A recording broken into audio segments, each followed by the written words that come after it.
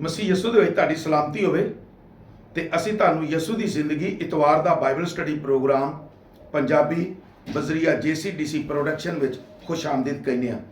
ਤੇ ਮੈਂ ਪਾਦਰੀ ਅਮਜਦ ਇਮਤਿਆਜ਼ ਤੁਹਾਡੇ ਕੋਲ ਖੁਦਾ ਦਾ ਕਲਾਮ ਲੈ ਕੇ ਹਾਜ਼ਰ ਹੋਇਆ। ਤੇ ਅੱਜ ਈਸਟਰ ਹੈ ਤੇ ਮੇਰੇ ਵੱਲੋਂ ਤੁਹਾਨੂੰ ਬਹੁਤ ਬਹੁਤ ਈਸਟਰ ਦੀਆਂ ਖੁਸ਼ੀਆਂ ਮੁਬਾਰਕ ਹੋਣ, ਜਾਂ ਦੂਜੇ ਲਫ਼ਜ਼ਾਂ ਨਾਲ ਕਹਿ ਲਓ ਯਿਸੂ ਮਸੀਹ ਦਾ ਜ਼ਿੰਦਾ ਹੋਣਾ ਤੁਹਾਨੂੰ ਬਹੁਤ ਬਹੁਤ ਮੁਬਾਰਕ ਹੋਵੇ। ਤੇ ਅੱਜ ਅਸੀਂ ਇਹਦੇ ਤੇ ਗੱਲ ਕਰਾਂਗੇ ਕਿ ਯਿਸੂ ਮਸੀਹ ਦਾ ਮੁਰਦਿਆਂ ਚੋਂ ਜ਼ਿੰਦਾ ਹੋਣਾ। ਇਹ ਵਾਕਿਆ ਮਰਕਸ ਦੀ ਅੰਜੀਲ ਉਹਦੇ 16ਵੇਂ ਬਾਬ 'ਚ ਵੀ ਹੈ, ਮੱਤੀ ਦੀ ਅੰਜੀਲ 28 ਬਾਬ 'ਚ ਵੀ ਹੈ, ਤੇ ਲੂਕਾ 24 ਬਾਬ 'ਚ ਵੀ, ਤੇ ਯੋਹੰਨਾ 20 ਬਾਬ 'ਚ ਵੀ ਇਹਦਾ ਜ਼ਿਕਰ ਹੈ। ਚਾਰੇ ਅੰਜੀਲਾਂ ਯਿਸੂ ਮਸੀਹ ਦੇ ਜ਼ਿੰਦਾ ਹੋਣ ਨੂੰ ਬਿਆਨ ਕਰਦੀਆਂ ਨੇ। ਤੇ ਹੋਇਆ ਇੰਜ ਕਿ ਜੁਮੇ ਵਾਲੇ ਦਿਨ ਉਸ ਵਕਤ ਯਿਸੂ ਦੇ ਸ਼ਾਗਿਰਦਾਂ ਦੇ ਉੱਤੇ ਬੜਾ ਖੌਫ ਸੀ ਕਿ ਯਿਸੂ ਮਸੀਹ ਨੂੰ ਸਲੀਬ ਦਿੱਤਾ ਗਿਆ। ਸ਼ਾਗਿਰਦ ਭੱਜ ਗਏ ਤੇ ਡਰੇ ਸਹਿਮੇ, ਕੋਈ ਉਧਰ ਨੂੰ ਭੱਜ ਗਿਆ, ਕੋਈ ਉਧਰ ਨੂੰ ਭੱਜ ਗਿਆ, ਸਾਰੇ ਛੱਡ ਗਏ। ਲੇਕਿਨ ਇੱਕ ਯੋਹੰਨਾ ਯਿਸੂ ਦੇ ਨਾਲ ਹੈ। ਇੰਜ ਹੋਇਆ ਕਿ ਤਕਰੀਬਨ 3 ਵਜੇ ਦੇ ਲਾਗੇ ਯਿਸੂ ਮਸੀਹ ਸਲੀਬ ਤੇ ਜਾਨ ਦੇਤੀ। ਤੇ ਬਾਈਬਲ ਕਹਿੰਦੀ ਹੈ ਕਿ ਨਿਕੋਦੀਮਸ ਤੇ ਯੂਸਫ ਜਿਹੜਾ ਇੱਕ ਹਕੂਮਤ ਦਾ ਮਸ਼ੀਰ ਸੀ, ਉਹ ਪਿਲਾਤੂਸ ਕੋ ਗਏ ਕਿ ਯਿਸੂ ਦੀ ਲਾਸ਼ ਲੈ ਲਈਏ। ਉਹਨਾਂ ਉਥੋਂ ਲੈਟਰ ਲਿਆ, ਆਰਡਰ ਲਿਆ ਤੇ ਯਿਸੂ ਦੀ ਲਾਸ਼ ਲਈ ਤੇ ਉਹਨੂੰ ਦਫਨਾ ਦਿੱਤਾ, ਜਿਹਦੀ ਵਜ੍ਹਾ ਤੋਂ ਜੁਮੇ ਵਾਲੇ ਦਿਨ ਨੂੰ ਬੇਸ਼ੱਕ ਰਿਹਾਈ ਦਾ ਦਿਨ ਹੈ, ਨਜਾਤ ਦਾ ਦਿਨ ਹੈ, ਲੇਕਿਨ ਇਹਨੂੰ ਬਲੈਕ ਡੇ ਵੀ ਕਹਿੰਦੇ ਨੇ ਕਿ ਹਨੇਰਾ ਛਾ ਗਿਆ, ਸ਼ਾਗਿਰਦ ਡਰੇ, ਕੋਈ ਕੰਮ ਨਹੀਂ ਹੋਇਆ, ਸਾਰਿਆਂ ਉੱਤੇ ਖੌਫ ਧਾਰੀ ਹੈ ਤੇ ਇਬਲੀਸ ਦਾ ਜ਼ੋਰ ਪੂਰੇ ਜ਼ੋਰਾਂ 'ਚ। ਲੇਕਿਨ ਕਫਾਰਾ ਦੇ ਦਿੱਤਾ ਗਿਆ। ਹਫਤੇ ਦਾ ਦਿਨ ਯਹੂਦੀਆਂ ਲਈ ਤੇ ਸਬਤ ਦਾ ਦਿਨ ਹੈ, ਲੇਕਿਨ ਯਿਸੂ ਦੇ ਪੈਰੋਕਾਰਾਂ ਲਈ, ਯਿਸੂ ਦੇ ਈਮਾਨ ਰੱਖਣ ਵਾਲਿਆਂ ਲਈ, ਸ਼ਾਗਿਰਦਾਂ ਲਈ ਇਹ ਇੱਕ ਨਾ ਉਮੀਦੀ ਦਾ ਦਿਨ ਹੈ, ਜਿਹਨੂੰ ਅੰਗਰੇਜ਼ੀ 'ਚ ਬਲੀਕ ਡੇ ਕਹਿੰਦੇ ਨੇ। ਕਿਉਂ? ਇਸ ਲਈ ਕਿ ਉਹਨਾਂ ਵਾਸਤੇ ਕੋਈ ਉਮੀਦ ਨਹੀਂ, ਸਾਰੇ ਡਰੇ, ਖੌਫ ਤੇ ਇੰਜ ਅੰਦਰਾਂ 'ਚ ਵੜੇ ਨੇ, ਛੁਪੇ ਹੋਏ ਨੇ। ਤੇ ਇੰਜ ਹੋਇਆ ਕਿ ਇਤਵਾਰ ਵਾਲੇ ਦਿਨ ਸੁਬਾਹ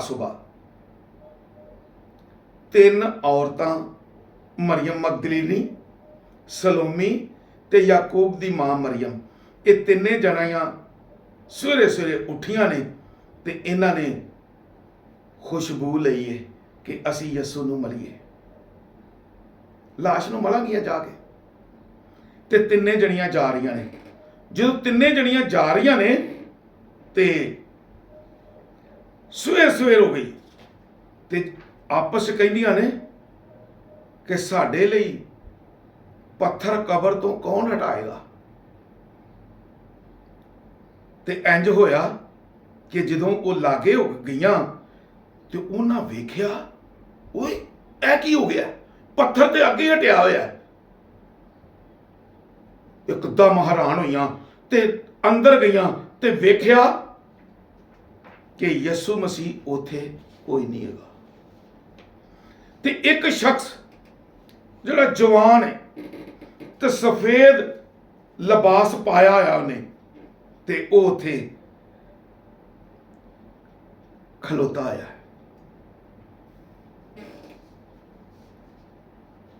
ਅਸੀਂ ਇਹਨੂੰ ਖਲੋਤਾ ਵੀ ਕਹਿ ਸਕਦੇ ਹਾਂ ਤੇ ਬੈਠਾ ਹੋਇਆ ਵੀ ਕਹਿ ਸਕਦੇ ਹਾਂ।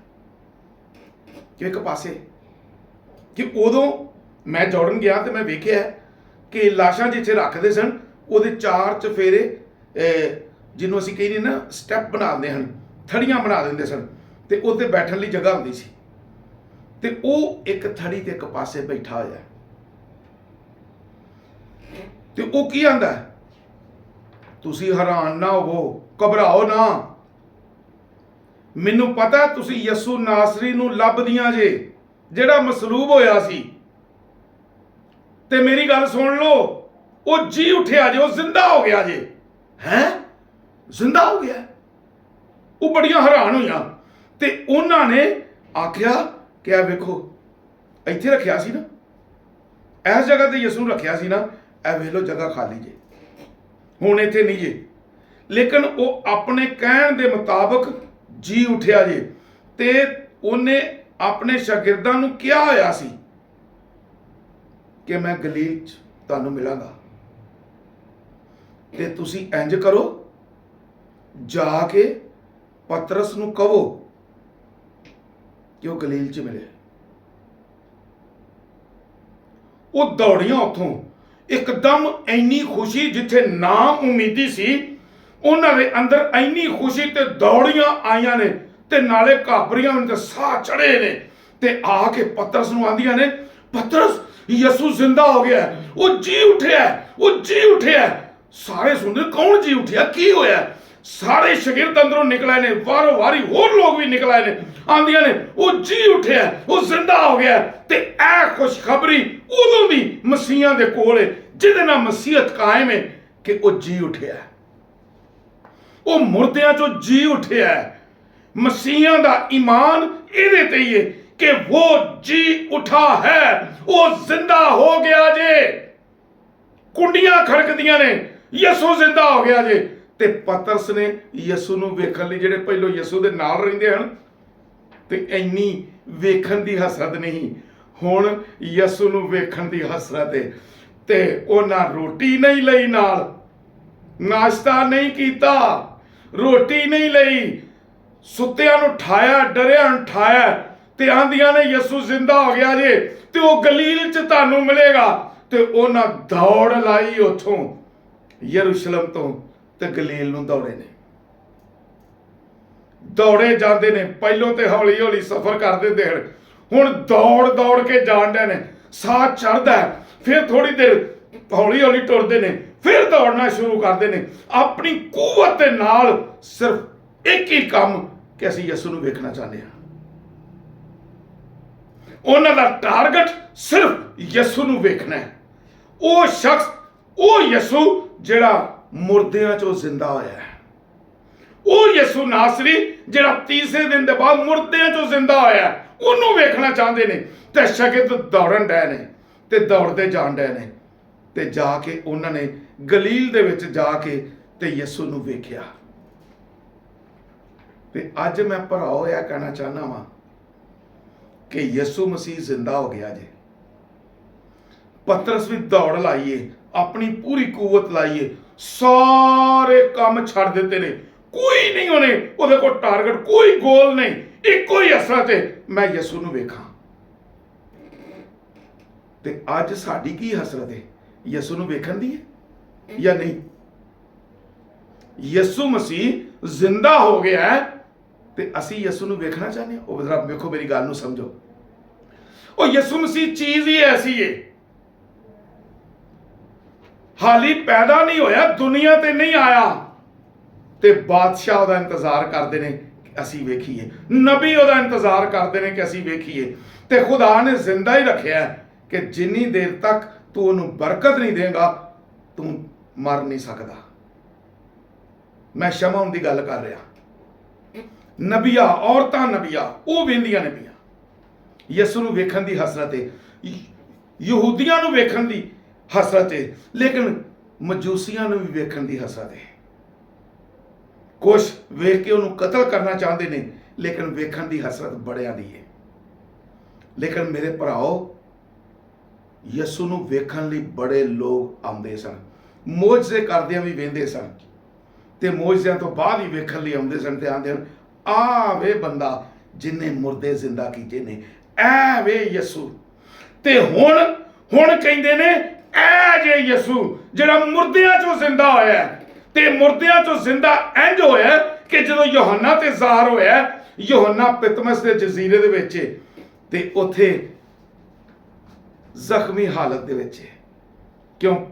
ਕੜਾਹ ਦੇ ਵਿੱਚ ਉਹਨੂੰ ਸੁੱਟਿਆ ਗਿਆ ਤੇ ਜਿਸਮ ਉਹਦਾ ਫੁੱਲਿਆ ਹੋਇਆ ਹੈ, ਛਾਲੇ ਹੋਏ ਨੇ, ਖੂਨ ਵਗਦਾ ਹੈ ਤੇ ਪਾਸਾ ਪਲਟਿਆ ਨਹੀਂ ਜਾਂਦਾ ਤੇ ਸਮੁੰਦਰ ਚੋਂ ਨਮਕੀਨ ਹਵਾ, ਲੂਣੀ ਹਵਾ ਉਹਦੇ ਜਦੋਂ ਬਦਨ ਨੂੰ ਲੱਗਦੀ ਏ ਤੇ ਹੋਰ ਉਹਨੂੰ ਦਰਦ ਕਰਦੀ ਏ ਤੇ ਉਹ ਦਰਦ ਹੁੰਦੀ ਏ ਤੇ ਰੋਂਦਾ ਹੈ, ਕਲਾਂਦਾ ਹੈ, ਲੇਕਿਨ ਯਿਸੂ ਯਿਸੂ ਕਹਿੰਦਾ ਹੈ। ਯਿਸੂ ਦਾ ਦੁੱਖ ਵੇਖ ਕੇ ਤੇ ਆਪਣੇ ਨਾਲ ਦੇ ਨੂੰ ਆਂਦਾ, ਵੇਖੋ ਇਹ ਜੇ ਯਹੋਨਾ ਦੀ ਮੁਹੱਬਤ ਵੇਖੋ ਕਿਵੇਂ ਤੜਪਣ ਡਿਆ, ਲੇਕਿਨ ਯਿਸੂ ਯਿਸੂ ਕਰਨ ਡਿਆ ਤੇ ਯਿਸੂ ਮਸੀਹ ਨੂੰ ਆਸਮਾਨ ਤੋਂ ਥੱਲੇ ਆਣਾ ਪਿਆ। ਜਿਹੜਾ ਮਰ ਗਿਆ ਸੀ ਜ਼ਿੰਦਾ ਹੋਇਆ ਤੇ 40 ਦਿਨ ਤੱਕ ਆਪਣੇ ਸ਼ਾਗਿਰਦਾਂ ਦੇ ਨਾਲ ਰਿਹਾ ਤੇ 40 ਦਿਨਾਂ ਬਾਅਦ ਆਸਮਾਨ ਤੇ ਚਲਾ ਗਿਆ ਤੇ ਬਾਈਬਲ ਕਹਿੰਦੀ ਏ ਖੁਦਾ ਬਾਪ ਦੇ ਸੱਜੇ ਪਾਸੇ ਬੈਠਾ ਹੋਇਆ। ਉਹ ਜਦੋਂ ਥੱਲੇ ਆਇਆ ਤੇ ਮਕਾਸ਼ਵਾ ਦੀ ਕਿਤਾਬ ਕਹਿੰਦੀ ਏ ਨੂਰਾਨੀ ਚਿਹਰਾ, ਇੰਨਾ ਖੂਬਸੂਰਤ, ਇੰਨਾ ਚਮਕਣ ਡਿਆ ਕਿ ਹੱਦ ਤੋਂ ਜ਼ਿਆਦਾ ਯਹੋਨਾ ਨੇ ਵੇਖਿਆ ਕਿ ਉਹ ਇੰਨਾ ਨੂਰ ਕੇ ਹੱਦ ਤੋਂ ਜ਼ਿਆਦਾ। ਯਹੋਨਾ ਮਕਾਸ਼ਵਾ ਦੀ ਕਿਤਾਬ ਉਹਦੇ ਪਹਿਲੇ ਬਾਬ 'ਚ ਦਾ ਜ਼ਿਕਰ ਹੈ। ਜਦੋਂ ਯਹੋਨਾ ਨੇ ਵੇਖਿਆ ਤੇ ਉਹ ਪਛਾਣ ਨਹੀਂ ਸਕਿਆ, ਉਹ ਉਸ ਨੂਰ ਨਾਲ ਤੇ ਅੱਖਾਂ ਸੁੱਜੀਆਂ ਹੋਈਆਂ ਸਨ, ਨਾਲੇ ਉਸ ਨੂਰ ਨੂੰ ਵੇਖ ਕੇ ਤੇ ਉਹ ਮੂਧੜੇ ਮੂੰਹ ਡਿੱਗ ਪਿਆ, ਉਹਨੂੰ ਕੋਈ ਹੋਸ਼ ਨਹੀਂ। ਤੇ ਯਿਸੂ ਮਸੀਹ ਆਪਣਾ ਤਾਰਫ ਖੁਦ ਕਰਾਉਂਦੇ ਨੇ ਉਹਨੂੰ।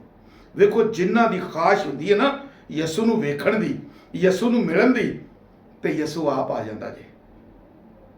ਤੇ ਜਦੋਂ ਯਹੋਨਾ ਮੂਧੜੇ ਮੂੰਹ ਡਿੱਗਾ ਹੋਇਆ ਤੇ ਯਿਸੂ ਮਸੀਹ ਆਪਣਾ ਤਾਰਫ ਕਰਾਉਂਦੇ ਨੇ ਤੇ ਕਹਿੰਦੇ ਨੇ, ਵੇਖ ਮੈਂ ਮਰ ਗਿਆ ਸਾਂ, ਹੁਣ ਜ਼ਿੰਦਾ ਵਾਂ ਤੇ ਅਬਦੁਲਾਬਾਦ ਜ਼ਿੰਦਾ ਰਹਾਂਗਾ। ਮੌਤ ਤੇ ਆਲਮੇ ਰਵਾ ਦੀਆਂ ਕੁੰਜੀਆਂ ਮੇਰੇ ਕੋਲ ਨੇ। ਜਦੋਂ ਉਹਨੇ ਇੰਨੀ ਗੱਲ ਕਹੀ ਤੇ ਉਹਨੂੰ ਪਤਾ ਲੱਗ ਗਿਆ ਕਿ ਤੇ ਯਿਸੂ ਮਸੀਹ ਹੈ।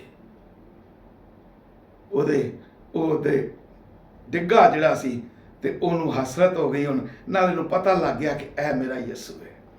ਤੇ ਉਹਦੇ ਅੱਗੇ ਮੁਰਦਾ ਜਿਹਾ ਹੋ ਕੇ ਡਿੱਗ ਪਿਆ, ਹਿੱਲ ਨਹੀਂ ਸਕਦਾ। ਲੇਕਿਨ ਉਹਨੇ ਯਿਸੂ ਨੂੰ ਵੇਖਿਆ, ਫਿਰ ਜ਼ਿੰਦਾ ਯਿਸੂ ਨੂੰ ਵੇਖਿਆ। ਤੇ ਅੱਜ ਮੈਂ ਇਹ ਹੀ ਦੱਸਣਾ ਚਾਹੁੰਦਾ ਵਾਂ, ਯਿਸੂ ਨੂੰ ਵੇਖਣਾ ਹੋਵੇ ਤੇ ਤੁਹਾਨੂੰ ਮਿਹਨਤ ਕਰਨੀ ਪਏਗੀ। ਯਿਸੂ ਨੂੰ ਵੇਖਣਾ ਹੋਵੇ ਤੇ ਤੁਹਾਨੂੰ ਆਪਣਾ ਧਿਆਨ ਯਿਸੂ ਵੱਲ ਲਾਣਾ ਹੋਏਗਾ।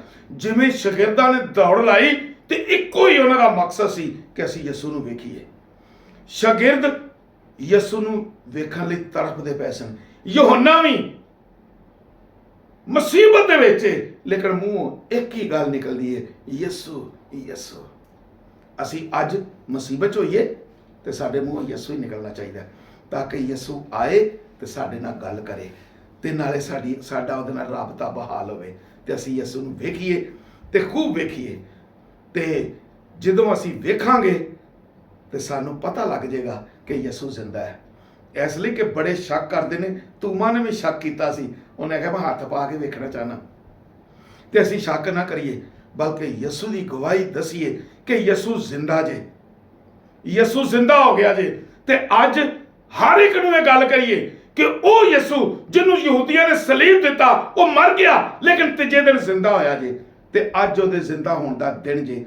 ਤੇ ਇੱਕ ਦੂਜੇ ਨੂੰ ਮੁਬਾਰਕਾਂ ਦੇਵੋ, ਖੁਸ਼ੀਆਂ ਕਰੋ ਤੇ ਉਸ ਯਿਸੂ ਨੂੰ ਆਪਣੇ ਦਿਲ 'ਚ ਵੀ ਰੱਖੋ ਤੇ ਆਪਣੀ ਜ਼ੁਬਾਨ ਤੇ ਵੀ ਰੱਖੋ। ਖੁਦਾ ਤੁਹਾਨੂੰ ਬਰਕਤ ਦੇਵੇ ਤੇ ਐਸੇ ਕਲਾਮ ਤੇ ਅਮਲ ਕਰਨ ਦੀ ਤੌਫੀਕ ਦੇਵੇ।